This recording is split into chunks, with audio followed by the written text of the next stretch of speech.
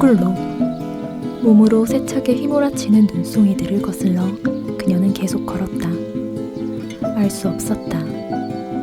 대체 무엇일까? 이 차갑고 적대적인 것은 동시에 연약한 것, 사라지는 것, 압도적으로 아름다운 이것은. 한강소설가의 흰중 일부를 읽어드렸습니다. 안녕하세요. 문학의 소리를 듣고 전하는 문학라디오 문장의 소리입니다. 저는 오다영입니다.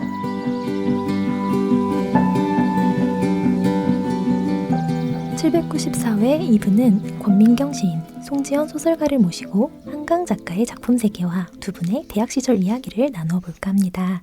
안녕하세요. 반갑습니다. 안녕하십니까. 안녕하세요. 아니, 두 분은 너무나 편안하게 스튜디오에 앉아 계신 가장 편안해 보이시는 게스트분들이세요. 혹시 어제도 앉아 계셨었나요? 아니, 여기 우다영 씨가 DJ이지 않습니까? 아는 사람이 있으니까 좀 편하게 앉아있는 것 같아요. 네, 저도 둘 다 아는 분이어서 굉장히 편안합니다. 그러려니 하고 있어요. 네네, 안방 같은 오늘 녹음 기대하고 있고요. 문장의 소리 청취자분들께 인사 한 번씩 부탁드립니다. 네, 안녕하세요. 저는 시 쓰는 권민경입니다. 네, 저는 소설 쓰는 송지연입니다. 네.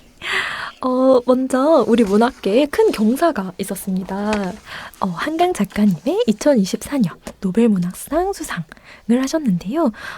이 기쁜 소식이 알려지자마자 저희 문장의 소리도 어떻게 축하의 마음을 보태야 할지 많이 고민했는데요. 문장의 소리 2대 DJ시기도 하니 그 인연을 내세워 섭외를 요청드려볼까도 생각했습니다. 하지만 작가님께서 이 떠들썩한 축하의 시간을 얼마나 정신없이 보내고 계실지 생각하며 조금 다른 방식으로 이야기를 꾸며보게 되었는데요. 두 분 자기소개와 함께 한강 작가님과 어떤 인연이 있는지 한번 들려주실 수 있을까요? 저는 시 쓰고 있고요. 여기 세 번째 출연하는데 문장의 소리. 그래도 우다영 씨가 문장의 소리 DJ 한다고 해서 평소보다 좀 더 챙겨 들었던 것 같아요. 어쨌든 이런 기회에 나오게 돼서 기쁘고요. 저는 서울예대 문장과 공력학번 출신인데 선생님이 07년도에 처음으로 문장과에 부임하셨어요. 그러니까 저는 1년 동안 소설을 배웠던 제자라는 인연이 있습니다. 네. 네, 저도 권민경 시인과 06학번 동기인데요. 07년도에는 제가 휴학을 하긴 했지만 언니를 보러 자주 놀러 갔기 때문에 네. 똑같군요. 등교를 한 것은. 네, 근데 수업 시간에 그냥 앉아 있다가 끝나면 술 마시러 가고 이런. 네. 그렇네. 나 아예 까먹고 있었는데 휴학하고 있었는데도 학교에 가끔 나와서 같이 강의실에 앉아 있었던 기억이 갑자기 불현듯 나네요. 이게 들으니까. 네. 학교에 학비를 내고 다닐 때는 종체 출몰하지 않다가 휴학하니까 갑자기 학교 너무 가고 싶어서. 정말로 진짜. 어떻게 해야 할지 이것은 방송이 끝나고 한번 얘기를 하도록 하고요. 그러면 같이 학교에서 한강 작가님이 부임해 계셨을 때 첫 제자라는 것이 공통점이겠네요. 너무 부럽습니다. 초태 제자라니 이건 특별한 의미가 있는 것 같은데 제자라는 표현이 어떻게 보면 좀 조심스럽게 느껴지기도 할 것 같은데 어떠신가요? 이 제자란 말이 딱히 부담스러운 건 사실 아니고요. 제가 오늘 이 자리에 와도 되는가 하는 생각은 했어요. 그러니까 송재원 씨는 올만하고 그러니까 저는 어쨌든 시로 개종을 해서 시로 등단해서 시인이 됐잖아요. 그래가지고 저보다 물론 그분도 시를 쓰고 있지만 한강 선생님 수업을 열심히 들었던 시 쓰는 이효영 씨라고 저희들의 친구 이효영 씨 있지 않습니까? 그분이 이제 진짜 와서 한강 선생님 얘기를 하는 게 더 옳지 않았나 싶었지만 어쨌든 주변머리가 그분이 없기 때문에 제가 나왔고요. 일단 제가 부담스럽다기보다 선생님이 너무 부담스러우실 것 같다는 생각은 했어요. 그러니까 선생님이란 그 직책이 자기한테 직접 얘기가 다가오지 않는데 주변에서 그분을 기억하고 모두 각자의 기억을 갖고 있는 거잖아요. 그래서 그런 것들이 좀 부담스럽지 않으신가 하고 생각도 했고 또 SNS에서 의도치 않게 별의별 그러니까 작품과 상관없는 이야기가 많이 돌더라고요. 그래서 그것 때문에 제가 너무 조심스러웠고 노벨상 수상은 진짜 모두가 기뻐했고 그렇지만 또 제 주변에 숟가락을 얹고 싶어하는 작가는 또 한 명도 없었거든요. 뭐 어디 가면 있을 수도 있으나. 그래서 다 같이 기뻐하는 동시에 되게 조심스러웠던 것 같아요. 네. 저희도 이걸 기획하면서 어떻게 해야 이 기쁨을 같이 문장의 소리 청취자분들과 이 작가, 동료 작가들과 이야기를 한번 해볼 수 있을까 하며 게스트분을 골랐는데요. 두 분이 그래도 작품 이야기도 그리고 그때의 한강 선생님이 다른 작가로서 글을 쓰고 집필하시고 계실 때의 모습도 같이 좀 얘기를 해보면 어떨까 해서 모시게 되었습니다. 지원 작가님은 어떤? 네, 저는 제자라고 하기에는 너무 부담스러운 게 사실인데 그래도 최근까지 계속 연락을 하고 있는 자주 뵙는 선생님 중에 한 분이셔서 네.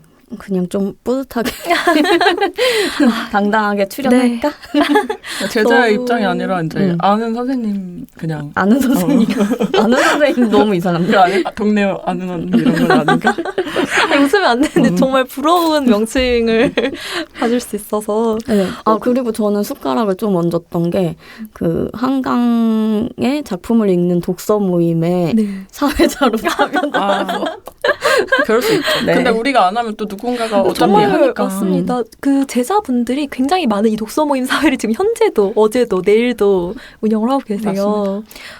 두 분 그 노벨 문학상 수상 당일에 어떤 기분이셨는지 궁금합니다. 일단 저는 작년에도 민음사 라이브를 봤었거든요. 노벨상 라이브를. 그게 너무 재밌었어요. 그래서 올해도 보고 있었고 그 황승원 선생님이 그 인터뷰에서 비슷한 말씀을 하셨는데 이게 언젠가는 이제 상을 타실 줄 알았는데 이게 좀 지금 아직 젊으시니까 조금 더 있어야 되지 않겠는가라는 그 짐작만 하고 있었는데 상을 타신 거예요. 너무 어리둥절하고 그 진행자분들도 되게 순간 되게 어리둥절하셨거든요. 그때 저도 순간 어리둥절했는데 바로 너무 기뻐서 제가 이제 여기 방송을 준비하면서 제 비공개 SNS를 좀 찾아봤거든요.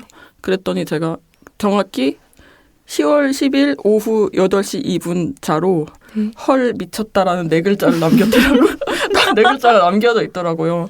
아무튼 그걸 남기고 이제 곧이어 이제 송지연 등과 카톡에서 도파민이 폭발하는 그 카톡을 마구 남발했죠. 그러고 나서 사람이 너무 흥분을 하면 진이 좀 빠지잖아요. 그래서 약 1시간 후에 메가톤 바를 사러 밖에 나갔던 기억이 생생히 납니다. 좀 어리 빠지게 됐었던 날이었던 것 같아요. 너무 흥분해서 진짜 온몸에 기운이 다 빠졌었어요. 메가톤 바를 향할 수밖에 없었던. 당이 떨어졌어요. 네. 지연 작가님은 어떠신가요? 네, 저도 민음사 라이브 보고 민음사 있었어요. 라이브 훌륭한 매체네요. 네네. 보고서 당연히 엄청 놀랐고 또 도파민 뿜뿜 하면서 이제 동료 작가들이랑 엄청 카톡을 했어요. 근데 우리 동료 작가들이라고 해봤자 이제 권민경, 뭐 우다영, 네. 그러고 나니까 누구한테 막 자랑하고 싶은데 더 이상 자랑할 데가 없더라고요. 정말 동감합니다. 네, 그래서 그냥 카톡을 보면서 또 누구한테 하지? 이러다가 그냥 짜게 식어서. 근데 오지 않아요? 저희가 어쨌든 그 한국 문단 문학을 하고 있으니까 그걸 아는 지인들도 카톡을 괜히 우리한테 하시고 그다음에 다른 언니들도 괜히 막 연락을 하시더라고요. 많이 받았죠. 네. 저는 정말 그 고모부, 이모, 삼촌 언니. 그쵸. 이거 우리 모두의 자랑이었죠, 사실. 우리 아빠는 그 시골에서 탁구장 다니는데 거기에 한강 작가 노벨상 기념으로 치킨도 쏘고 떡도 돌리고. 최고 역시. 근데 진짜 그러고 싶은 마음뿐이에요. 맞아요. 다 그랬어요. 그래서 이 얘기를 조금 그래도 한번 이 문장의 소리 청취자분들과 해보면 어떨까 하였는데요. 그래도 두 분 다 예술대학에 다니셨다고 하니 그 예술대학 분위기도 이야기를 한번 들어보고 넘어가면 좋을 것 같은데요. 낭만적인 캠퍼스 분위기와 자유로운 커리큘럼, 수업 방식 같은 게 떠오르는데 정말 그런가요? 이게 서울예대라는 학교가 갖고 있는 이미지가 있잖아요. 근데 솔직히 문창과는 좀 다르거든요. 그래서 이게 학번별로도 분위기가 다르고 학과별로 분위기가 많이 다른데 저 학교 다닐 때는 문창과는 꽤 학구적인 분위기였던 것 같고 저 개인적으로는 이제 문창과 특유의 개인주의가 있어요. 그게 너무 전 좋았어요. 그러니까 저희 학교 예술대학인데 다른 탁과들은 단체 활동이 너무 많아서 저는 약간 그거가 좀 힘들고 불편한 타입이라서 문창가 특유의 이제 개인주의가 너무 좋았고 그래도 어쨌든 제 인생에서 가장 기억 남고 제가 이제 살면서 좋았던 적이 별로 없기 때문에 반대로 조금이라도 좋으면 너무 강렬하게 기억하는 편인데 제 인생에는 정말 좋은 그때 기억이었어요. 고학생이라서 돈은 진짜 없었는데 언니들한테 맨날 밥 얻어 먹으면서 행복한 학창 시절을 보냈던 것 같습니다. 좀 새로운 낭만이긴 하죠. 그렇죠. 저희가 예상한 낭만은 아니지만. 전혀 다른 거죠. 네네. 지원 작가님 어떠셨어요? 네, 저는 좀 막 20살에 학교를 들어가서 단체 활동해보고 싶고 무리 생활하고 싶었는데 인싸야 그래도. 네. 이분은 인싸입니다. 그래서 다들 개인적으로 활동하는 게 되게 슬펐어요. 하지만 그 와중에 이제 또 민경 언니도 찾아내고 해서 이렇게 네, 이어지고 있는 것이 좋지 않나 생각을 하면서 잘 봉합해 하셨네요. 사실 저도 문창가를 나왔기 때문에 뭐 낭만적인 캠퍼스 있지 않았냐라는 질문을 드리면서도 좀 그래서 무슨 거예요? 네, 왜 드리면서도 웃겼는데 어떻게 이렇게 다른 성향의 두 분이 사실 문창가는 이 다른 성향의 여러 친구들이 모여 있어서 기묘한 거잖아요. 그쵸. 근데 두 분은 어떻게 이렇게 친구가 되셨는지 좀 궁금합니다. 그러니까 저는 이제 그 아이라서 정말 밖에 나가는 거 싫어하고 여기는 이제 사람들 되게 좋아해요. 술 먹는 것도 좋아하고. 근데 어쨌든 이 문창가 다니는 사람들이 그 공통점이 있긴 있잖아요. 약간의 어둠. 그게 좀 통했고 그 다음에 유머 코드가 미묘하게 통했던 것 같아요. 그러니까 그 당시에 친구들이 우리가 하는 말들 좀 쟤네들 좀 이상하다 이렇게 생각을 했던 게 우리는 수업 시간에 예를 들어 뭐 프로이트를 읽고 두려운 낯설음 이런 걸 보면 바로 미말을 시켜가지고 야 저거 두려운 낯설음이다 막 이러고 다녔거든요. 근데 우등생들이잖아. 네. 그러니까 우리는 그게 웃긴 거예요. 그 미말을 시켰는데 사람들이 그게 무슨 말이냐고 너네 되게 이상하다 이런 식으로 봤는데 우리는 그러고 다녔던 거죠. 저도 그랬어요. 사실 상상계 이러면서 다녔거든요. 네. 원래 시험 기간에 그렇게 하나 꽂히면 미치잖아요. 그 밈이야 밈. 네, 모든 것이 밈화되고. 그렇죠. 너무 청취자분들의 환상을 깬 건 아닌가 싶지만 다음 질문으로 저는 넘어가 봐서요. 한강 선생님만의 소설 수업을 어떤 기억으로 가지고 계시는지 궁금합니다. 권민경 시인님께서는 대학에서 소설을 쓰셨다고 알고 있는데 그럼 한강 작가님의 그 학평도 받아보셨을까요? 그렇죠. 일단 저는 입학할 때는 소설을 썼거든요. 네. 그리고 한국에 아직도 현대시가 쓰이는지 모르는 정도로 옛날 시인들만 알고 그 상태에서 학교를 들어갔는데 정말 개종을 하셨군요. 그렇죠. 개종을 심하게 했던데 김혜순 선생님이라는 저의 아이돌을 만나면서 인생이 바뀌었고 내 인생이 달라졌고 네. 저희 한강 작가님 특집인데요. 여기는. 그러니까. 네. 근데 저는 이제 두 분이 너무 다 자랑스러운 선생님들이라서 너무 멋지신 두 분이 그쵸. 같은 시기에 계셨다는 그쵸. 게 놀랍네요. 어떻게 그럴 수가 있을까요? 너무 이상한 일이고. 아무튼 아평은 받았는데 제가 소설을 잘 못 써가지고 그러니까 한강 선생님 수업뿐만 아니라 모든 수업에서 그렇게 좋은 피드백을 받은 편이 아니었어요. 그래서 약간 소설 쓰기에 약간 현타가 올 때여서 잘은 못했는데 선생님이 그렇게 칭찬을 많이 해주시는 타입은 아니고 그냥 필요한 것만 얘기해 주시는 분인데 그래도 굳이 못 쓴 소설에서 좋은 부분을 찾아서 얘기를 해주셨거든요, 그때. 그래서 지금 생각해보면 내가 우리 학창 시절엔 잘 모르잖아요. 지나고 보면 그때 그게 그 말이었구나라는 걸 아는데 그때 내가 영리하게 그때 좋았다고 했던 그 부분을 계속 소설 전체를 그렇게 고쳤으면 좋은 소설로 완성되지 않았을까? 뭐 이런 생각은 해요. 네. 저는 영리했던 것 같습니다. 네. 영리한 자죠. 네, 그 안 좋은 피드백 중에서 한 문장을 남겨주셨는데 그 문장이 너의 감성이다라고 해서 이게 무슨 감성이지? 이런 생각을 하면서 그 문장 기억나시나요? 대충 이런 거였던 것 같아요. 뭐 그곳이 너무 밝아서 그들은 상대적으로 어두워 보였다. 뭐 이런 문장이었는데 뭐 그들의 상황을 보여주면서 이 공간을 같이 보여줄 수 있는 것 같다라고 얘기를 해주셨었고 네, 저는 그리고 한강 선생님한테 2년을 배웠어요. 네. 네, 그래서 뭐 소규모로도 같이 많이 까이고. 많이 까이네. 방송 피디님 저희 되는 건가요? 네네 된다는 허락을 받았으니까 편하게. 네. 소규모로 까인다는 말이 처음. 어떠신가요? 그 학교에서의 여러 명이서 할 때의 수업과 이제 소규모에서 합평은 좀 어떻게 다르실까요? 소규모에서 합평이 다르다기보다는 이제 선생님 너무 아이들이 문창과에 왔는데 책을 안 읽어서 좌절하시고 맞다. 네. 책을 참 안 읽어. 막 이런 얘기 하셨던 죄송합니다. 그래서 그때는 매주 책을 읽어오라는 과제를 내주고 독후감 같은 거 검사하셨어요. 근본부터 세상에. 다시 역시 근본이 중요한데요. 네. 근데 그때 책을 많이 읽고 독후감 많이 쓰셨나요? 그럼요.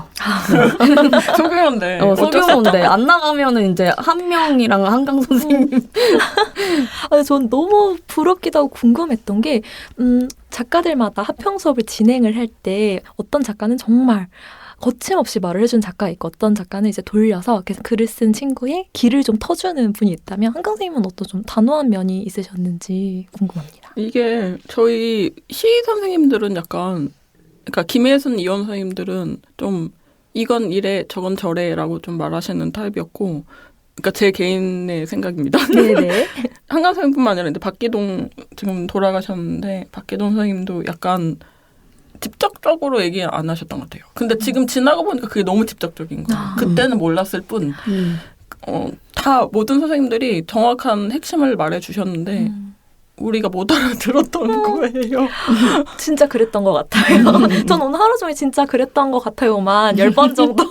아니 뭐 어쨌든 우리 다 문학과 나왔으니까 비슷한 네. 경험을 하지 않았겠습니까? 그냥 조금 더 말투와 어떤 배려나 그 선생님의 스타일이 달랐을 뿐이지 정확한 말들을 사실은 웬만하면 그쵸. 해주셨던 것인데 그렇다면 지원 작가님은 2007년 첫 부임한 한강 작가님과 지금 같은 나이가 되셨어요. 현재 너무 놀랍죠? 현재 학생들을 가르치고 있기도 하신데 그때는 몰랐지만 지금은 어렴풋 알겠는데 한강 선생님의 마음이 있을까요? 네, 방금 얘기했던 것처럼 이렇게 돌려서 말하는 것처럼 다들 받아들이지만 사실 저는 정확하게 말하고 있다고 생각하거든요. 네. 근데 제가 엄청 뒤늦게 깨달은 것처럼 누군가는 뒤늦게 이 말을 생각하면서 소설을 잘 열심히 쓰려고 하지 않을까. 네. 그런 기대감으로 수업을 하고 있고 어렴풋이 알게 된 마음이 있다면 학생들의 작품을 읽는 거 정말 힘든 일이구나. 네. 그럼 민경 시인님 지금은 시를 쓰고 개종을 하셔서 시를 쓰고 계신데 혹시 한강 작가님 수업에서 언급한 시인들이 있으셨는지 궁금합니다. 네, 이게 질문을 미리 주셨잖아요. 네. 보고서 참 되게 적합한 질문이다라는 생각을 했던 게 선생님이 이제 수업 시간에 마종기 시인의 시를 가져오신 적이 있거든요. 네. 그래서 앞서 말한 것처럼 저는 이제 소설 전공으로 학교에 입학했고 현대시를 1학년 1학기 때 처음 읽기 시작해서 서울예대 도서관에 가면 그래도 꽤 그 소설이나 시가 많이 있는데 거기에서 문학과 지성사 시리즈로 쭉 시집이 꽂혀 있었어요. 근데 마종기 시인이 이만큼 시집이 있는 거예요. 네. 그게 너무 멋있다. 마종기. 그래서 그때 제가 우연히 처음 읽었는데 그게 너무 좋았었거든요. 저는 되게 지금도 좋아하는 시인 중에 한 분인데 마침 그거를 이제 선생님이 수업 시간에 가져오셔서 너무 반가웠거든요. 근데 선생님이 그때 가져오신 시가 안 보이는 사랑의 나라라는 시였고 그중 아빠와 아이가 대화하는 형식의 파트가 있었는데 그거를 저랑 제 옆자리에 앉아있던 저희 집 안사람인 이효영 시인한테 둘이 읽어보라고 그러니까 이효영이 아빠 파트 내가 그 아이 파트에서 서로 읽어보라고 시키셨거든요. 근데 그때 저희가 이제 막 사귀기 시작할 무렵이라서 그냥 우연히 나란히 앉아 있었는데 선생님 그걸 모르시고 시켰는데 주위에서 막 키득키득 하는 거 있잖아요. 아 세상에 나는 평생 이제 주목받는 삶을 안 살아봐서 그렇게 놀림받은 거는 처음이었거든요. 막 길 가다가 캠퍼스 걸어다니다가 갑자기 막 그냥 별로 친하지도 않은 사람들이 왜 사귄대요 막 이러면서 놀림하고 그랬어요. 그래서 참 지금도 웃기는 기억으로 남아있는데 네. 어쨌든 그때 그 시를 둘이서 낭독을 했는데 선생님이 되게 잘 읽었네 막 이런 식으로 반응하셨는데 지금도 그래서 원래 좋아하던 시긴 한데 되게 기억에 남는 장면 중에 하나였던 것 같아요. 이게. 그렇군요. 시가 그래도 많이 등장한 수업이었네요. 소설 수업인데도. 시도 많이 가져오셨고 네. 그다음에 뭐 그림으로 내가 하고 싶은 얘기를 한번 표현해봐라 이런 수업도 있었고 좀 여러 가지 이제 예술적이면서 뭐 소설 쓰기에 물론 도움이 되는 그런 활동을 좀 많이 했었던 것 같아요. 제가 이 말도 10번 정도 할 것 같은데 부럽다는 아니 어차피 아무리 좋은 수업을 들어도 내가 못 알아들으면 소용이 없잖아요. 난 못 알아들었단 말이죠. 네. 그렇다면 그럼 본격적으로 한강 작가님의 작품에 대해 이야기 나눠보겠습니다. 한강 작가님께서는 1993년 문학과 사회에서 시를 발표하고 이듬해 서울신문 신춘문예에 단편소설 붉은 낯이 당선되어 작품 활동을 시작하셨습니다. 장편소설 검은 사슴, 그대의 차가운 손, 채식주의자, 바람이 분다 가라, 히라버 시간, 소년이 온다, 그리고 소설집 여수의 사랑, 내 여자의 열매, 노랑무늬 영원이 있습니다. 그리고 시집 서랍에 저녁을 넣어두었다. 가 있으신데요. 채식주의자는 2016년 맨부커 인터내셔널 상을 수상하셨고 작별하지 않는다는 메디치 외국문학상 수상작으로 선정되셨습니다. 그리고 2024년 한국 작가 최초로 노벨문학상을 수상하셨습니다. 네, 오늘 이 이력을 읽기 위해 여러분을 함께 듣고 기뻐하기 위해 모셔봤고요. 제가 지금 읽어드린 작품 중 특별히 애정하는 작품이 있다면 어떤 작품이신지 궁금하거든요. 일단은 저는 2개를 좀 골라봤는데 하나는 저희 오프닝 때 읽어주셨던 시인이라는 책을 전 좋아해요. 그거 발간 당시에 저희가 스터디를 하고 있어서 같이 읽었던 기억이 나거든요. 그게 약간 시적인 소설이자 소설적인 시잖아요. 그래서 한국 현대문학을 많이 접하지 못한 독자들에게도 지금 우리가 어떤 작업들을 하고 있는가를 이야기하기 되게 좋은 책이라고 생각을 하고 편편이 짧아서 한 권을 읽는데 물론 힘들다는 생각이 들 수도 있으나 그게 그렇게 한 편 한 편 읽는 거는 분량적으로는 힘들지 않아서 제 자신이 좋아하는 책이기도 하지만 여러분들에게 추천하고 싶어서 이 책을 일단 골랐고요. 다음에는 가만가만 부르는 노래라고 2007년에 발간하신 에세이집이 있거든요. 네. 근데 그거 아마 지금은 절판 상태인데 네, 절판이 된 것 같긴. 될 것 그래요? 같아요. 아마 안 들 리가 없지 않을까요? 그건 네. 그렇죠. 근데 거기에 또 이제 CD도 하나 들어있었거든요. 선생님 직접 부르신 그게. 그리고 제가 에세이 수업을 몇 번 했는데 그때 거기에서 저녁 6시 검고 긴 바늘이라는 작품을 너무 좋아해서 그 에세이 첫 시간에는 항상 그 에세이를 같이 읽었던 기억이 나서 그 내용은 이제 선생님이 어렸을 때 초등학교 때 처음 이제 피아노 학원 다니면서 느꼈던 경험 그런 걸 좀 실은 에세이인데 저는 이제 소설가들이 작품 뒤에 많이 자기 목소리가 직접적으로 드러나지 않는 분들이 많잖아요. 물론 시도 이제 저는 픽션이라고 생각하는 편인데 그래서 선생님의 직접적인 목소리를 궁금해하시는 분들이나 그 꼬마 예술가의 탄생 이런 게 좀 궁금하신 분들은 그 수필 읽어보시는 것도 좋다고 생각합니다. 네. 지은 작가님은 어떤 책 애정하시나요? 저는 소년이 온다를 좋아하는데 항상 소년이 온다를 생각하면 소년이 온다 가라 이렇게 떠올라서 나도. 우리만 헷갈리나요? 다 헷갈리지 않나요? 소년이 온다 가라. 우리가 이 작품들 너무 다 알고 있어서 이게 좀 그럴 수 있는데 어쨌든 자꾸 이렇게 장난을 쳤었어서 머릿속에서 그렇게 되나 봐요. 그런 네. 것 같아요. 어쨌든 이 작품이 한강 선생님 작품이 참 어떤 섬세하다고 해야 될까? 네, 어쨌든 그 되게 개인적으로 깊은 내면으로 들어가는 듯한 느낌인데 그런 사유의 방식이 어떤 역사적 큰 사건과 만나면서 되게 굉장한 시너지가 났던 것 같은 그런 느낌이어서 네, 소년이 온다 가라를 좋아합니다. 네.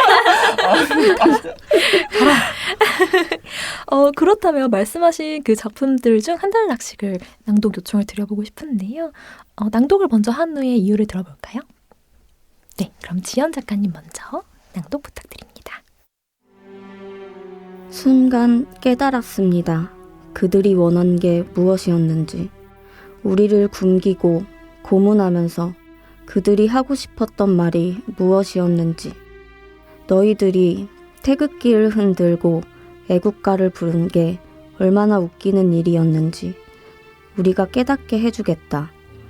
냄새를 풍기는 더러운 몸, 상처가 문드러지는 몸, 굶주린 짐승 같은 몸뚱어리들이 너희들이라는 걸 우리가 증명해주겠다. 끝입니다. 네, 이 부분을 가져오신 이유가 있을까요?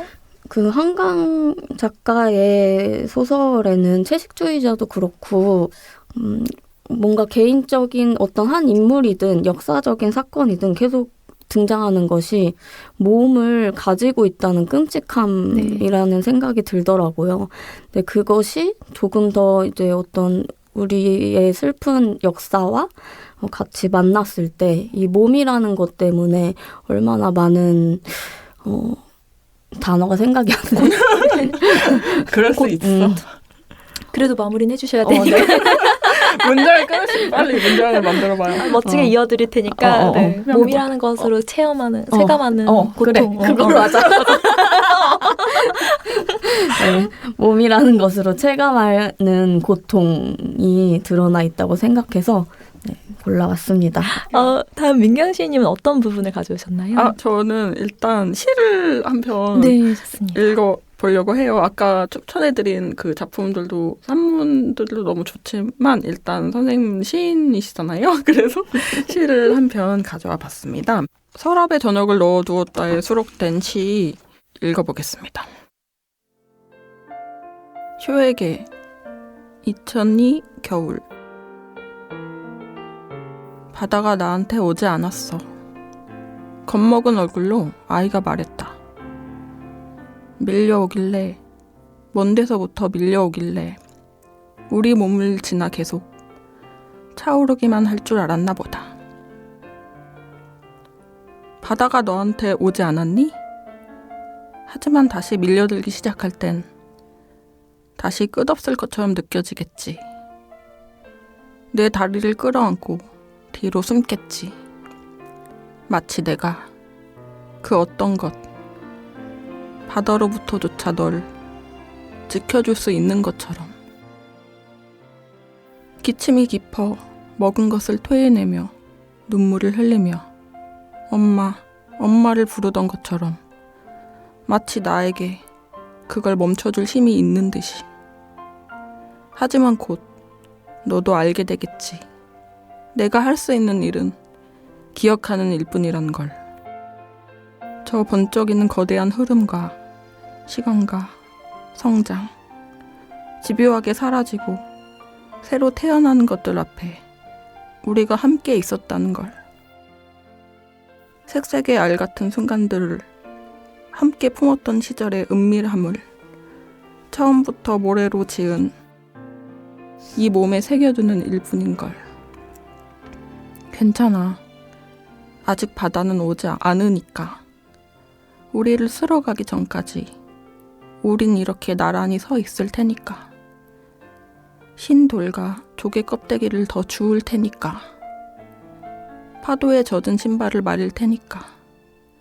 까끌거리는 모래를 털며 때로는 주저앉아 더러운 손으로 눈을 훔치기도 하며.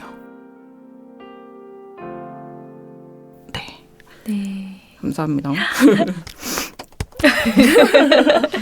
이 시를 가져오신 이유가 있을까요? 효에게라는 제목이 있는데 누군가를 호명하거나 누군가에게 말하는 것처럼 쓰는 시에는 참 이상한 울림이 있는 것 같아요. 저도 이제 그런 시를 종종 쓰는데 선생님은 이제 효라는 아주 가까운 사람에게 쓴 시였고 저는 반대로 가까운 사람들한테는 말하는 시는 별로 쓰는 편이 아니거든요. 왜냐하면 가까운 사람들한테는 직접 말하면 되니까. 오히려 제 자신이 친근하지 못한 사람이고 낯을 많이 가려서 그럼에도 이야기를 걸고 안부를 묻고 싶은 분들한테 감사를 표현하거나 자문을 구하고 싶은 마음으로 이제 그 사람을 생각하면서 부르는 시를 좀 쓰는 편인데 어쨌든 특정한 대상에게 이야기를 건네는 시는 그게 가까운 사람이든 먼 사람이든 이상한 절실함과 진실함이 좀 담긴 것 같아서 이 시를 가져왔고요. 특히 이제 우리 친구들은 알겠지만 저희 안사람이 저는 이제 효라고 부르잖아요. 네, 이혜영 씨를. 그러니까요. 근데 이게 처음 이 시집을 봤을 때 저희 마주 웃었어요. 그래서 근데 선생님하고 가끔 만나면 제가 효가 어떻게 졌다고 했다 하면 선생님이 움찔 놀라시고요. 반대로 선생님이 효가 이러면 제가 움찔 놀라요. 그러니까 서로의 이제 호칭이 똑같아서 자신의 가족들을 부르는 호칭이 똑같아서 그게 참 이상한 인연이구나라는 생각을 한 적이 있어요. 효 공동체잖아요. 효도 합시다. 아, 네. 네. 이렇게 선생님 좀 소설도 시도 굉장히 자기 한강 작가님만의 스타일이 있으시잖아요. 그리고 노래마저도 한강 선생님의 노래를 굉장히 잘 부르시는데 작가님께서 저희 문장의 소리를 진행하실 때 노래를 부르신 적이 있어요. 오, 진짜? 네, 저희에게 자료가 많이 있는데요. 저는 차마 그럴 수 없을 것 같아서 이제 거듭 놀라면서도 다정함을 느꼈습니다. 그래서 혹시 한강 작가님이 노래하는 모습을 실제로 보신 적이 있는지 궁금합니다. 일단 저는 음원으로밖에 들은 적 없고요. 네. 여름에 그 성재현 소설가랑 같이 선생님 뵌 적이 있는데 그때 무슨 얘기를 하다가 저희 둘이 이제 공연했다는 얘기를 했었거든요. 그러니까 그 선생님이 공연, 네. 연말 파티로 같이 공연하자. 성재현이 기타 치고 저한테 랩을 하라고 하셨거든요. 근데 저는 집에 가서도 이게 선생님이 진담인지 농담인지 긴가민가 했던 적이 있어요. 근데 어쨌든 이제 선생님 너무 바쁘셔서 그런 공연은 못하게 됐지만 그 성사시켜 주실 수 있나요? 선생님이 이제 원래는 이제 서점에서 같이 공연하자라고 했던 건데 선생님 이제 서점도 안 나오실 거고 해서 아마 힘들 것 같은데 송재현 씨는 선생님 노래하는 거 들은 적이 있으세요? 당연히 없고요. 당연히 없대. 생각보다 희귀한 거였군요. 그러니까요. 그래서 올 겨울에 들을 기회가 생길 뻔했는데 네, 저희가 라인업도 다 짜놨거든요. 어머, 구체적인 기획이 있었던 네, 거군요. 본인들은 모르지만 저희가 이미 섭외를 하려고 다 준비를 해뒀는데 네, 본인들은 몰라? 본인들 몰라요. 하지만 구두로 뭔가 꺼낸 말씀이 있으시니까 선생님은 이제 라인업이 어떻게 됐죠? 정용준 소설가. 나 한 번도 연락한 적이 없어. 맞아. 그때 뭐 그런 얘기 나왔었죠. 지금 예대학 과장님이니까 충분히 하셔야 될 이유가 있죠. 기타 잘 치시나 봐요. 맞아. 전 본 적이 많은데 잘 치십니다. 진짜요? 네. 네. 네. 갑자기 정적이. 아니, 약간 헛꿈을 좀 꿨다는 생각에 헛헛한데요. 네, 꼭 성사를 해주신다면. 그래서 한강 작가님 이제 노벨문학상 수상 소식 이후에 이런저런 작가님의 말씀 같은 게 영상이나 글로 돌았었는데요. 한 강연 영상에서 한강 작가님이 내가 소설을 못 쓰고 있는데 소설가가 아닌데 왜 나를 이렇게 소설가라고 부르나 하면서 쓰는 일의 괴로움을 이렇게 토로하신 적이 있어요. 그래서 동료로서 공감도 되고 소설 쓰는 우리의 삶에 무엇이 있나 반추하게 되었는데요.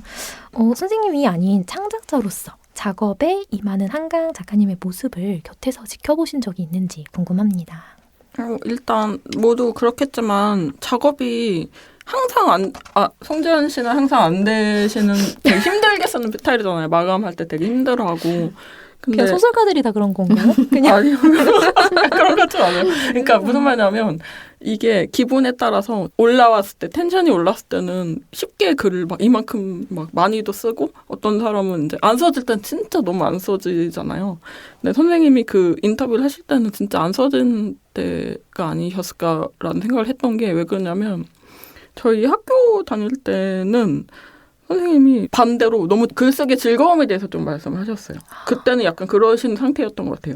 그리고 이제 학교 강의를 처음 하시면서 그 강의의 어려움이 더 크셨던 게 아닌가. 그래서 집에 가서 빨리 소설을 쓰고 싶은 게 많았다. 소설 쓰고 싶은 게 있다라는 얘기를 하셨던 기억이 반대로 나요. 정말 반전이네요. 네.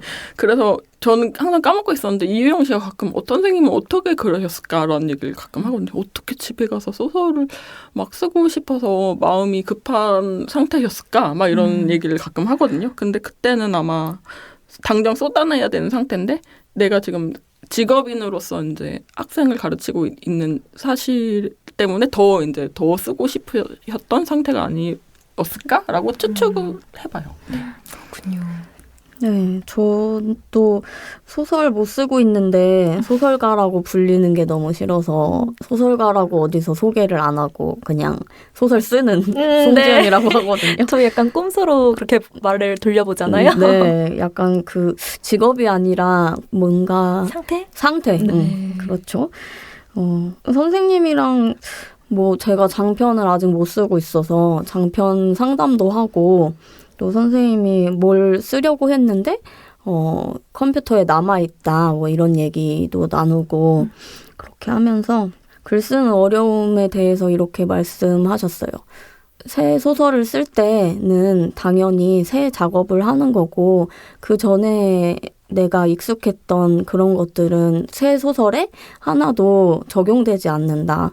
네, 그래서 늘 새롭게 소설을 쓸 수밖에 없는 것이고 익숙해지지 않는 것 같다라고 하셔서 네, 저도 그런 것 같다고 생각을 했습니다.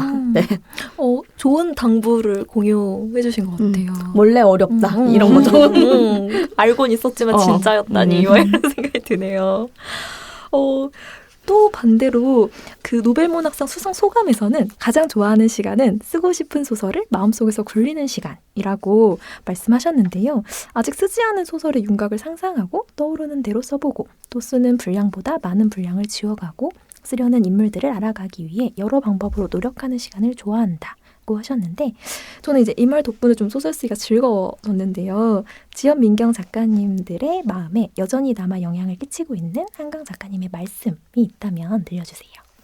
저는 선생님의 어떤 하나의 말씀 같은 게 기억나는 건 아니고 그 어떤 태도나 어쨌든 그런 게 조금 작가로서 안심하게 해주는 그런 면이 좀 있는 것 같아요. 무슨 말이냐면 선생님이 뭐 안 그러실 수도 있지만 좀 시끄러운 거 별로 안 좋아하시고 보통 요새 영상이 많이 떠도는데 그런 영상에서 본 것처럼 똑같으시잖아요. 조용하게 말씀하시고 과격하지 않으시고 그런데 이제 요새 글 쓰는 사람들은 뭐라 그러지? 약간 자신을 좀 노출을 해야 된다는 강박을 좀 받는 것 같아요. 그러니까 내가 내 책을 홍보하기 위해서 뭐 SNS도 많이 하고 자기 홍보를 좀 해야 된다는 위기의식 같은 게 조금 느낄 수밖에 없는 시대인데 그래도 뭐 그게 그렇게 완전히 나쁘다고 생각하진 않거든요. 저는 그럴 수 있고 당연히 보탬이 되면 좋다고 생각을 하고 근데 이제 선생님처럼 좀 조용하게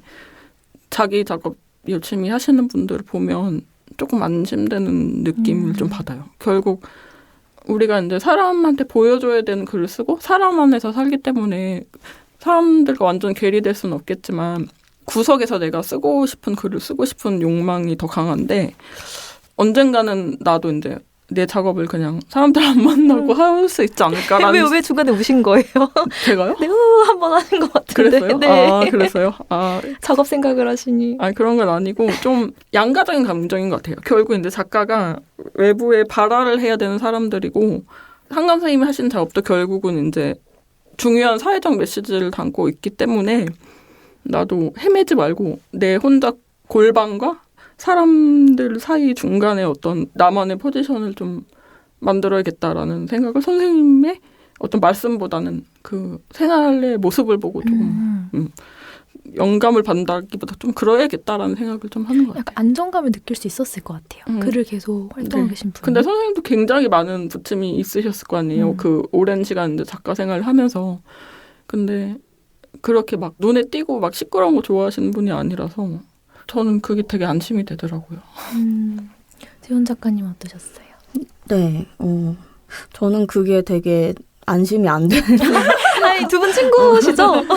친구인데 이렇습니다. 네, 우리가 네. 항상 완전 반대라. 아니 저런 위대한 작가가 되려면 저렇게 평정을 유지하고 고요해야 하는가.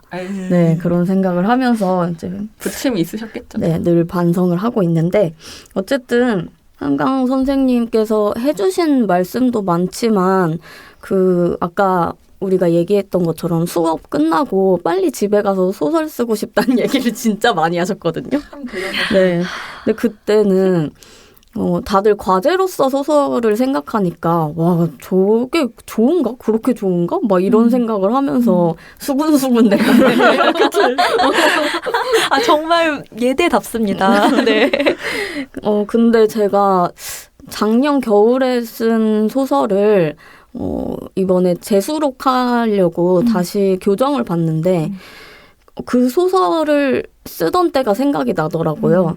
진짜 매일매일 그 소설만 생각했을 정도로 근데 그게 억지로 생각하는 게 아니라 진짜 그 안에서 살아가고 너무 푹 빠져 있었던 되게 어떻게 보면은 진짜 깊은 뭔가 몰두 같은 느낌을 했었던 기억이 나는 거예요. 딱 그 소설이 발표되고 시간이 지나니까 까먹었는데 그걸 다시 보니까 그 기억이 되살아나면서 아 선생님이 했던 이야기가 이런 거였구나.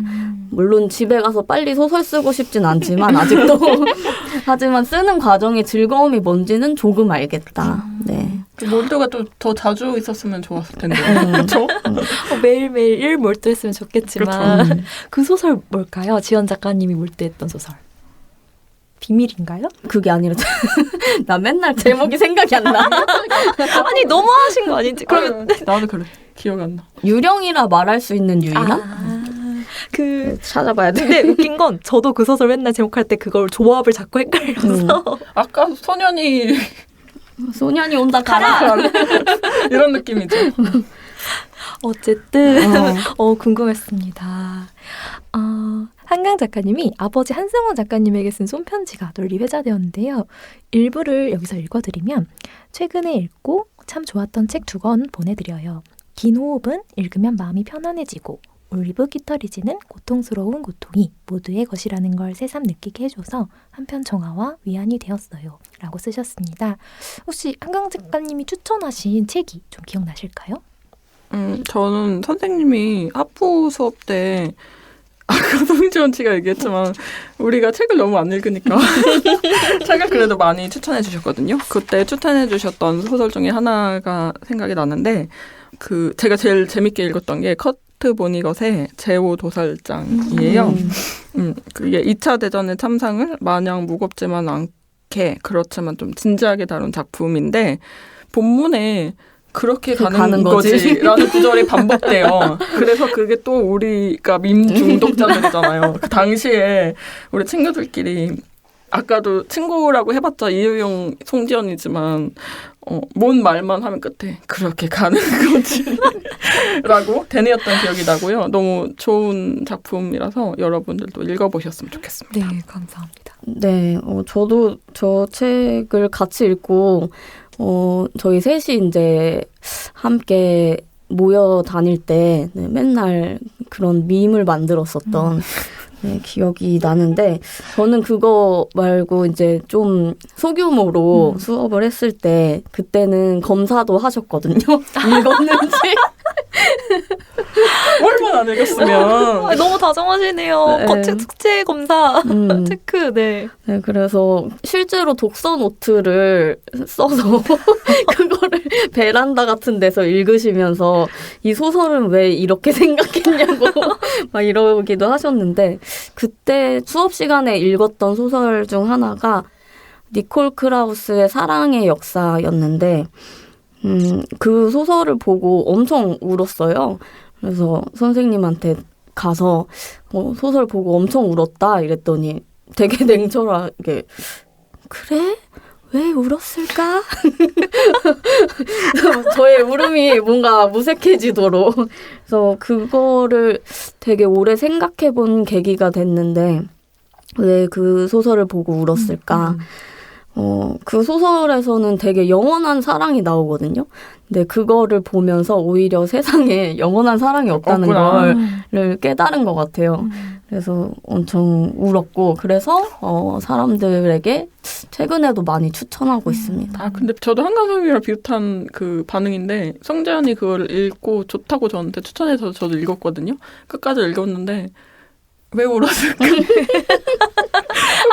나올 법한 질문이었다. 근데 지금 얘기를 들으니까 이제 납득이 좀 되네요. 저 아가씨 보고도 울었는데 저런 완벽한 사랑이 어딨어 이러면서. 아니, 저도 되게 잘 우는 타입인데 어떤 장면에서 울었죠? 마지막쯤? 마지막에 서로를 저렇게까지 믿으면서 계속 해나가는 사랑은 사실 없잖아요. 영원하지 않잖아요. 모든 것은. 영원한 건 절대 없어. 영원한 건 절대 없어. 노래를 할 뻔했네요. 오늘 할 뻔했는데. 네, 아이고. 노래. 가나다르다. 그래서 가사 그냥 얘기하잖아요. 두 분이 그 의식을 하셨는지 모르겠지만 중간중간 한강 작가님 성대모사를 하고 계세요. 저희가 절대 편집하지 않고 잘 내보내도록 하려고 하고요. 이야기를 나누다 보니 시간이 좀 되어서 오늘 나와주신 소감을 한번 들어보고 싶은데요. 아니, 너무 두 분이 친구처럼 앉아 계셔서 제가 지금 방송인지 아닌지 좀 헷갈려요. 어떠셨는지 소감을 한번 아니, 제 소감도 그거예요. 제가 이 문장의 소리 나왔을 때 가장 편한 오늘 방송이었고요. 일단 우디님께서 우리들의 친구인 우디님께서 여기 앉아 계시잖아요. 그래서 뭐 내가 여기 나오고 싶다 얘기한 적은 없잖아요, 한 번도. 근데 여기 나가면 재밌겠다. 그래도 아는 사람이 지금 진행하고 있으니까 나가면 재밌겠다라고 생각만 했는데 오늘 이제 한강 선생님 덕분에 좋은 기회에 출연하게 돼서 너무 즐거웠고요. 다음에 또 만납시다. 네, 한강 선생님은 좀 조용하고 술을 즐기지 않으시지만 저희는 문장의 소리 게스트를 확인하고 친구들이 다 나오는 것을 본 다음에 이러면 성대한 파티를 열 수 있겠다 하면서 이제 어디에 술집에 갈지부터 정한. 아니, 술집은 정했는데 멤버가 자꾸 늘어나서 저는 좀 장황했으나 그래도 한번 만나봅시다라는 생각을 하고 있어요. 네. 저희가 오늘 다 드레스 코드도 좀 안 맞췄는데 다들 어떻게 맞추고 왔어요. 한마음 한뜻 친구들 너무 와주셔서 기쁘고요. 네. 저희 방송 오늘 재밌을 것 같아요. 저 어서 들어보고 싶거든요. 웃기다. 이렇게 귀한 시간 내주셔서 감사드립니다. 저희의 이런 마음이 작게나마 축하의 형태로 가닿길 바라며 한강 작가님과 더불어 두 분의 앞으로의 활동도 응원하겠습니다. 저는 다음 주 795회 1부로 다시 인사드리겠습니다. 곳곳에 가닿을 문학의 소리를 상상하며 마칩니다. 저는 고다영이었습니다. 나무 향기가 좋아서 오늘도 연필을 들어서